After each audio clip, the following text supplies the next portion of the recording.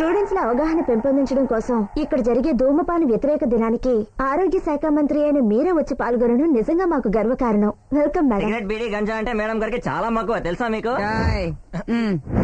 వాటిని నిషేధించడం మేడం గారికి ఇష్టం అని చెప్పాను. ఇప్పుడే పాలకోలకెళ్ళి మద్య నిషేధం గురించి మాట్లాడొచ్చాను. ఇక్కడ ధూమపాన నిషేధం గురించి మాట్లాడాలి. దీని తర్వాత రాత్రే పెద్దాపురానికి వెళ్ళి అక్కడ వ్యభిచారం నిషేధం గురించి మాట్లాడాలి. ప్రజాసేవ అంటే మేడం గారికి చాలా ఇష్టం, చూసారుగా, అందుకే బాడీ చిక్కింది. మేడం గారు 10 నిమిషాలు రెస్ట్ తీసుకుని స్టేజ్ మీదకి వస్తారు. ఇంతకీ రెస్ట్ రూమ్ ఎక్కడ ఉంది? రండి మేడం.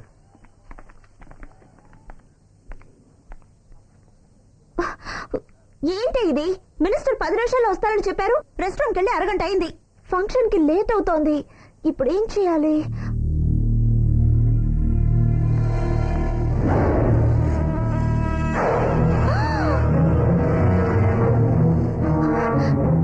ఏంటి ఇది? ధూమపానానికి వ్యతిరేకంగా మాట్లాడడానికి వచ్చి గుప్పు గుప్పని సిగరెట్ తాగుతోంది. ఆ కెమెరా ఇవ్వు.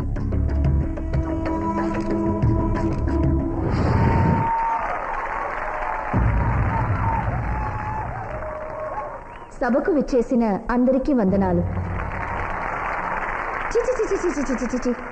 ఎలా ఈ సిగరెట్లు తాగుతారో తలుచుకుంటేనే కడుపులో తిప్పుతుంది, వాంతి వస్తుంది. భోజనంలో ఎవరైనా విషాన్ని కలుపుకుని తింటారా? లేదా పాలల్లో యాసిడ్ పోసుకుని తాగుతారా? వాటన్నిటికంటే దారుణమైనది, ఘోరమైనది సిగరెట్ తాగడం. పొగ తాగే వాళ్ళని పట్టుకుని వాళ్ళ నాలుక తగ్గొయ్యాలని చట్టం చేస్తేనే ఈ దేశం బాగుపడుతుంది.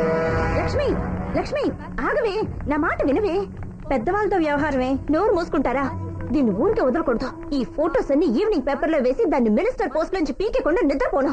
కొంటే చూపుతో నీ కొంటే చూపుతో నా మనసు మెల్లగా చల్లగా దోచావే.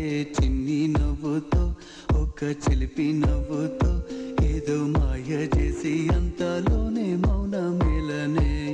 కొంటే చూపుతో నీ కొంటే చూపుతో నా మనసు మెల్లగా చల్లగా దోచావే.